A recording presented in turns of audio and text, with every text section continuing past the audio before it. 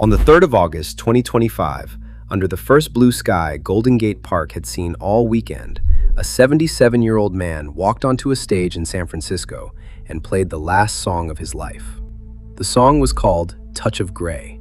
Its chorus goes, "I will get by, I will survive."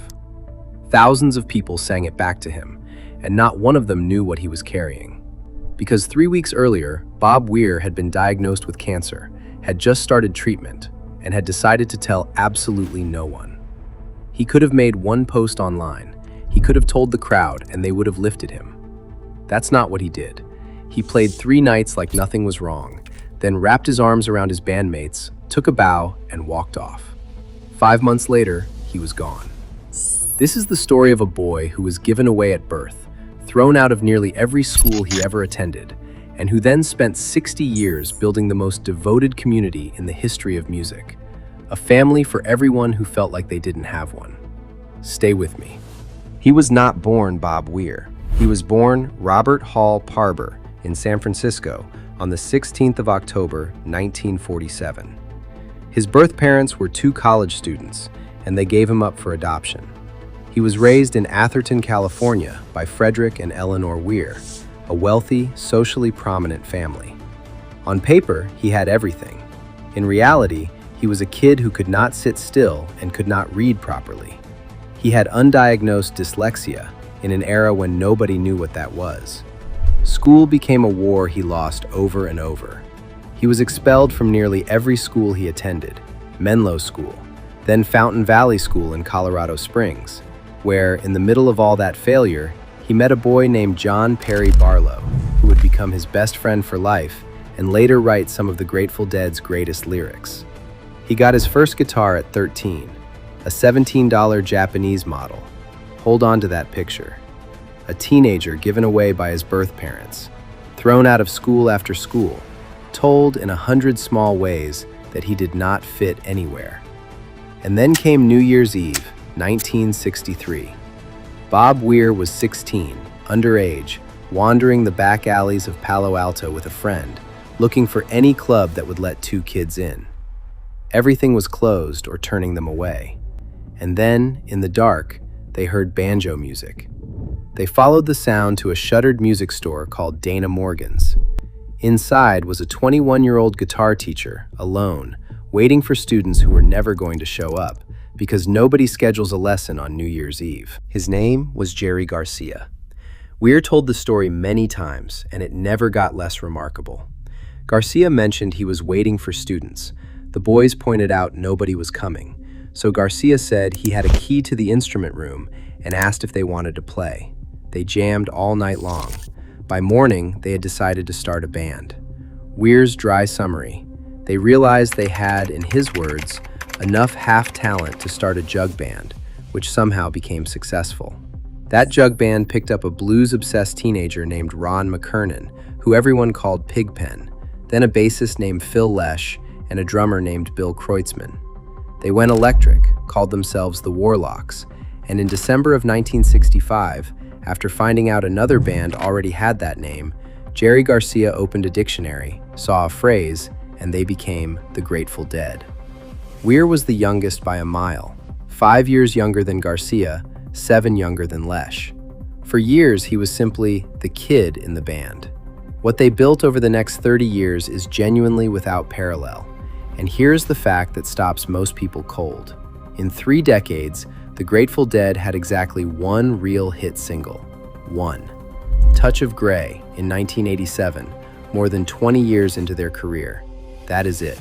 No string of chart toppers, no radio dominance, and they became one of the most powerful live acts in the history of American music anyway. They did it by building something no band had built before, a community. They let fans record their shows and trade the tapes freely, when every other band was suing people for exactly that. They never played the same set list twice. And the Deadheads didn't just buy tickets. They followed the band from city to city, year after year, then brought their children, and then their grandchildren. Think about what that means for the man at the center of it. The boy who was given away, who never fit in any school, who was told he didn't belong, spent his adult life creating the single most welcoming room in American music.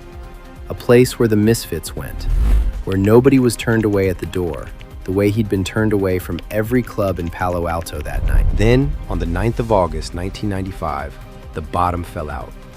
Weir's tour bus had just pulled into Hampton Beach, New Hampshire, when word spread through the crew. Jerry Garcia had died of a heart attack at a rehab center in California. He was 53. The Grateful Dead never performed under that name again.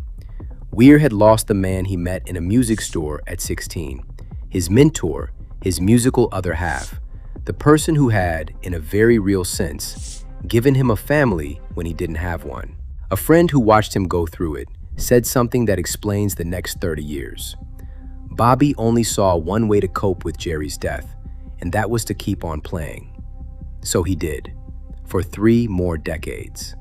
Rat Dog, The Other Ones, The Dead, Further, Wolf Brothers, and in 2015, alongside John Mayer, Dead & Company, a band that carried the catalog to fans who had been children or not even born when Garcia died.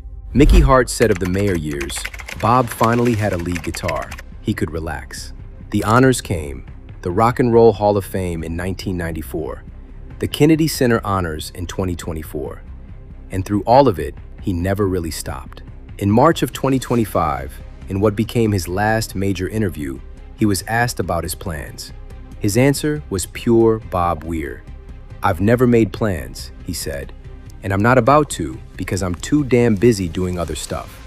And really, making plans seems like a waste of time, because nothing ever works out like you expected it to, no matter who you are, so why bother?" 4 months later, in July, the doctors found cancer.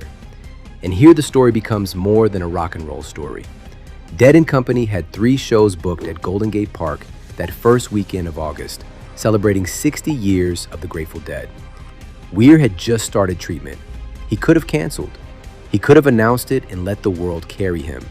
Instead, he chose to play. And he chose to say nothing at all.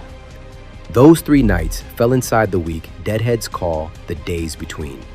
The stretch that runs from Jerry Garcia's birthday on the 1st of August to the day he died on the 9th. The week they remember Jerry. That's when Bob Weir played the last shows of his life. John Mayer described what that took. He said Bobby was ever the contrarian, and this was his ultimate act of defiance.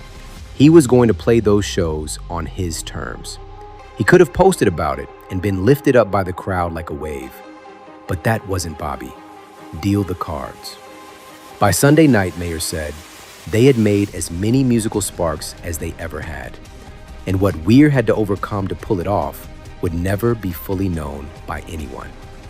The opening medley that final night ended on an old traditional line, "I know you, rider, gonna miss me when I'm gone."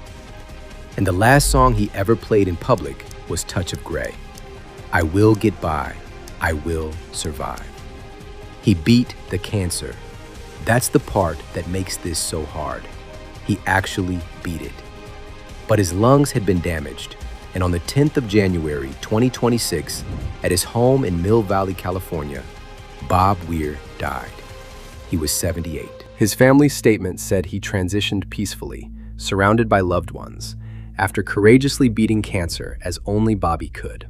The photograph they shared with the world was taken by his daughter, Chloe, and they ended with this: "There is no final curtain here, not really, only the sense of someone setting off again. He often spoke of a 300-year legacy, determined to ensure the songbook would endure long after him. And so we send him off the way he sent so many of us on our way, with a farewell that isn't an ending, but a blessing, a reward for a life worth living." A 300-year legacy. That was the actual goal of the boy nobody kept. Not hits, not money. A songbook that would still be sung 3 centuries from now by people he would never meet. He is survived by his wife of 26 years, Natasha, and his daughters, Monet and Chloe. 60 years earlier, a 16-year-old who had been given away and thrown out of every school he'd ever attended heard banjo music coming from a closed music store and followed it. He never really stopped following it, and he took a few million people with him. If this story moved you, stay with us. There are more like it here, the voices you grew up with and the goodbyes you were never told.